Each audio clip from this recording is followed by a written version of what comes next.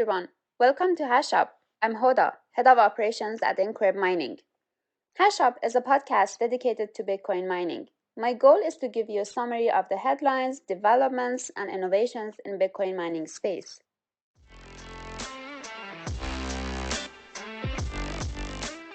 Bitcoin network hash rate has grown by 100 exahash in 2023 and 70% year on year. It's estimated that 50% of global hash rate resides in the United States and Canada. But how long this dominance is going to last? Recently, there have been some regulatory changes in the US that is believed to limit the growth of Bitcoin mining operations. On the other hand, Russia seems to be on a mission to grow its global Bitcoin mining footprint.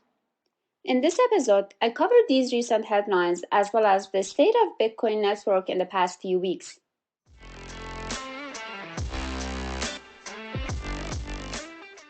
April was another month of record-breaking for Bitcoin network. Let's look at three of the most important stats for Bitcoin miners, which I call them Bitcoin miners' three amigos: network hash rate, hash price, and network difficulty. These measures are important because they directly impact mining economics and Bitcoin miners' revenue. Bitcoin network doesn't seem to be slowing down this year. Network hash rate has grown more than 70% year on year and is currently running at 350 exahash. With only 1 year to the next Bitcoin halving that cuts the mining rewards in half of what it is today, and older generation machines being profitable, Bitcoin miners are increasing their hash rate to take advantage of the last year of 6.25 Bitcoin per block reward.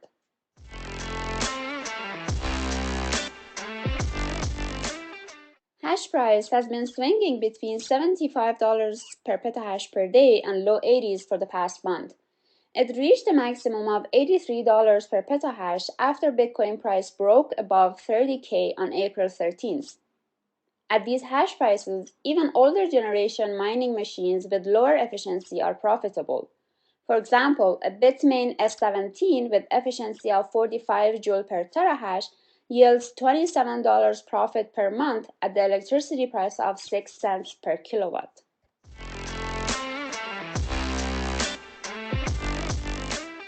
It's been long since Bitcoin miners seen a negative difficulty adjustment. Difficulty was around 35 trillion in the beginning of the year and now it's 48 trillions. That's 33% increase in network difficulty in less than 4 months.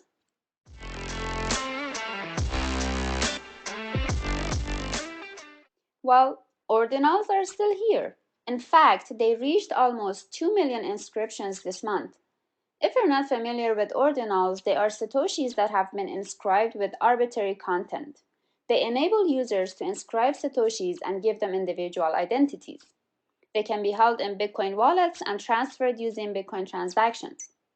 Since their launch, they have brought lots of excitements and controversies among the Bitcoin community. But reaching almost 2 million inscriptions in just a few months is a sign that they are not going anywhere.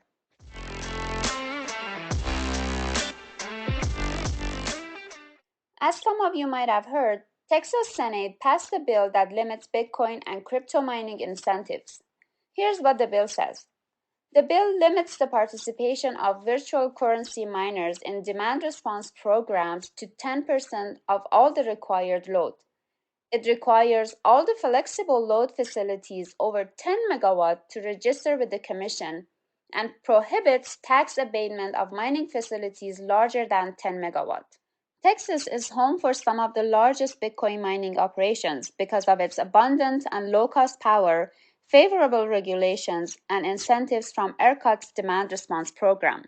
Although some believe this bill slows down the growth of Bitcoin mining in Texas, it can encourage the development of smaller-sized Bitcoin mining facilities, as operations with less than 10 megawatt load are not dramatically affected by this bill.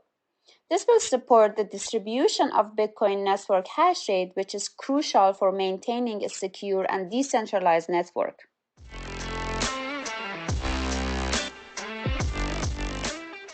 Russia Bitcoin mining growth was another headline that I found interesting. They published a report stating that they operated 1 gigawatt of Bitcoin mining computing power in Q1 2023.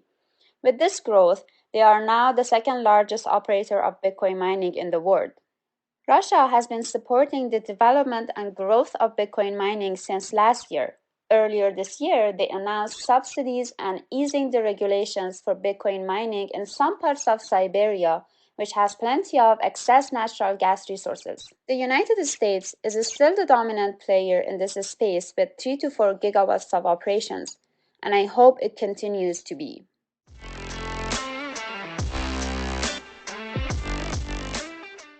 Bitcoin mining is evolving, and like any other disruptive technologies, it takes time for the policymakers and general public to understand its benefits for the economy and environment.